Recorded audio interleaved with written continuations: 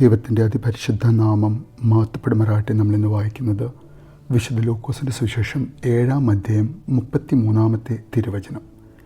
എന്തെന്നാൽ യോഹന്നാൻ അപ്പം ഭക്ഷിക്കാത്തവനും വീഞ്ഞ് കുടിക്കാത്തവനുമായി വന്നു, അവനെ പിശാച് ബാധിച്ചിരിക്കുന്നു എന്ന് നിങ്ങൾ പറയുന്നു. പരിശുദ്ധ തൃത്യേക ദൈവത്തിന് സ്തുതി. സ്നാപക യോഹന്നാനിൽ കുറ്റം കണ്ടെത്തുന്ന യഹൂദ മത നേതാക്കളായ പരീശന്മാരും ന്യായശാസ്ത്രിമാരും അവർ യോഹന്നാന് പിശാച് ബാധിച്ചിരിക്കുന്നു എന്ന് പറഞ്ഞു പരത്തുകയാണ്. എന്തുകൊണ്ടായിരിക്കാം അവർ ഇത്രയും മോശമായി വിശുദ്ധ യോഹന്നാനെക്കുറിച്ച് പറയുവാൻ ഇടവരുന്നത്? അതിനുള്ള കാരണം, അവൻ മരുഭൂമിയിൽ നിന്ന് ഉച്ചത്തിൽ അവരെ അഭിസംബോധന ചെയ്യുകയാണ് സർപ്പസന്തതികളെ എന്ന്.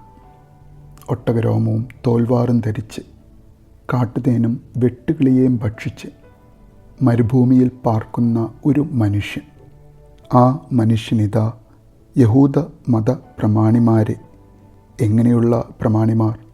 വാമൊഴി നിയമം ധാരാളം കാലാകാലങ്ങളിലായി ഉണ്ടാക്കി സാമാന്യ ജനങ്ങളെ കൊണ്ട് ദൈവത്തെയും തങ്ങളെയും ആരാധിപ്പിച്ചു പോന്നുകൊണ്ടിരുന്ന മതപ്രമാണിമാർ.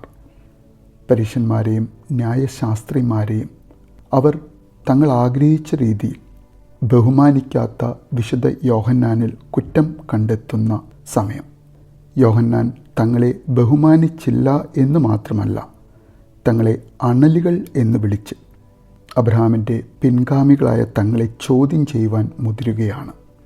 ദൈവശാസ്ത്രപരമായ അറിവും ജ്ഞാനവും തങ്ങൾക്കുണ്ട് എന്ന് അഹങ്കരിക്കുന്ന മത നേതാക്കളോട്, പള്ളി പ്രമാണിമാരോട്, നിങ്ങൾ മാനസാന്തരപ്പെടണം എന്ന് പറയുന്ന ഒരു സന്യാസ ജീവിതം മരുഭൂമിയിൽ നയിക്കുന്ന യോഹന്നാൻ സ്നാപകൻ.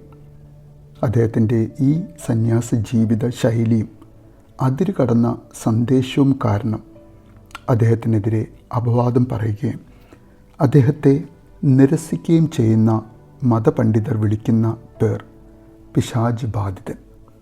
എന്നാൽ ദൈവം തൻ്റെ ജീവിതത്തിലൂടെ നിശ്ചയിച്ചിരിക്കുന്ന ഉദ്ദേശം, തൻ്റെ ദാരുണമായ മരണം വരെ നിറവേറ്റുവാൻ പരിശ്രമിക്കുന്ന വിശുദ്ധ യോഹന്നാൻ. വന്ധ്യ എന്ന് വിളിക്കപ്പെട്ടിരുന്ന എലിശബയുടെ ഉദരത്തിൽ നിന്ന് അതിശയനീയമാം വിധം പ്രത്യക്ഷപ്പെട്ട അമൂല്യ മകൻ. യേശുവിന് മുമ്പായി സ്വർഗരാജ്യം സമീപിച്ചിരിക്കുന്നു എന്ന് പ്രസംഗിപ്പാൻ അയക്കപ്പെട്ടവൻ. കഠിനമായ വൃദ്ധാനുഷ്ഠാനങ്ങളിൽ സ്വന്തം ശരീരത്തെ ക്ഷീണിപ്പിച്ച് ഈ ലോകത്തെ ത്യജിച്ച് സ്ത്രീകളിൽ നിന്നും ജനിച്ചവരിൽ നിന്നേക്കാൾ ശ്രേഷ്ഠനായി മറ്റാരുമില്ല എന്ന് സാക്ഷാൽ ദൈവം യേശു സാക്ഷ്യപ്പെടുത്തിയവനായ വിശുദ്ധ യോഹന്നാൻ സത്യത്തിനു വേണ്ടി നിർഭയം നിലകൊള്ളുകയും ഒരു വേശ്യയുടെ അസൂയ മൂലം തല ശിരച്ഛേദം ചെയ്യപ്പെട്ട് കൊല്ലപ്പെടുകയും ചെയ്ത വിശുദ്ധ യോഹന്നാൻ ജനത്തിൻ്റെ പാപങ്ങളെ പോക്കുന്ന സാക്ഷാൽ ദൈവത്തിൻ്റെ കുഞ്ഞാടായ യേശുവിന്, സത്യ മാമോദിസ സ്ഥാപിച്ച മിശിഹാ കർത്താവിന് സ്നാനം നൽകുവാനുള്ള ഭാഗ്യം ലഭിച്ച ഉന്നതൻ.